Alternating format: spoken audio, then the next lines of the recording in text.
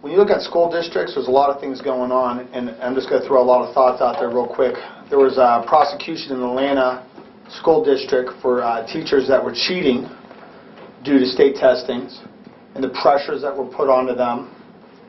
And now some of these teachers are going to do 5 to 8 years in jail. There's a lot going on in this country as far as education goes right now. There's a lot of controversy about the PARCC test, race to the top, and I really think the public needs to open their eyes for a bunch of different things. If you think the government isn't going to downsize these school districts throughout the country, you have another thing coming. It's got to happen. It's going to be survival of the fittest. It's going to be who is a good steward of their money.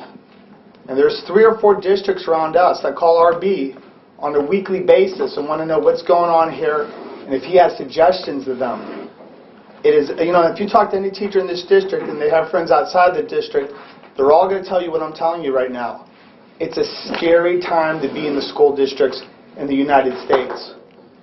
I really want to take my hat off to RB. What he has done for this House Bill 64 is incredible.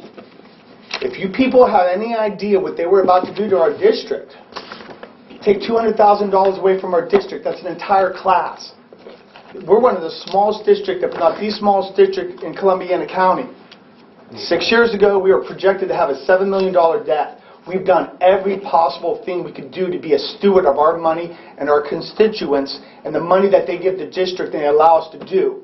And we're constantly looking for another angle to save money.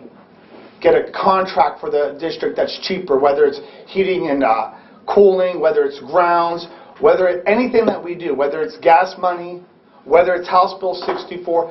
Rob went to the mat countless hours, my estimate 75 to 100 man hours, researching data in agricultural areas, not just ours, throughout the whole state, of cracks that were in this bill. Now, the wonderful thing about it is, and if you talk to Representative Ginter, we were able to get Democrats and Republicans alike to put down the political bullcrap that's out there where you have right or left or this side or that side, and we're saying let's make a better bill. Let's make a better bill for the districts that are going to be good for the steward of the money.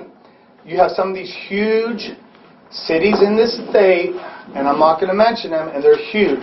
1 million people in these cities, and when they're throwing tens and tens of $1 million at it, and we all see one that's very close to us right now that's in absolute shambles. They're demanding for the superintendent to step down. They are not stewards of the money. They spend like drunken sailors, and we don't do that in Leetonia. We're watching every single penny. This House Bill 64 is amazing.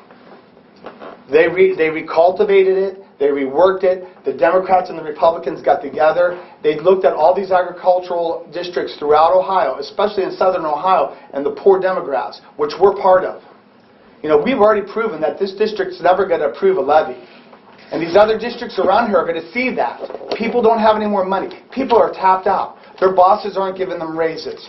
Their property tax are already going up for other reasons. We're not going to do that in the district. We're going to keep going at it every single day with guys like RB, Jennifer, Ed Ridgway, and the whole other staff. The teachers, the teachers had 2 contracts where they totally sacrificed for the district. And it's all in, just like Cavaliers. It's all in. It's every aspect of it. Missy, how much money she probably paid for the Imagination Destination. I know coaches that, hey, someone doesn't have a uniform or someone has the money to kick in, they just throw it in there. You get people like Randy with the band just kicking his own money in there. It's every aspect of it. And I'm just honored to be part of it. I'm very humbled to be part of this district. And I'm so happy that Rob is our superintendent. This House Bill 64, it was a real victory for us. And I mean, big time.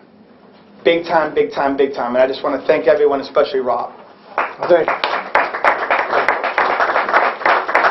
Appreciate that.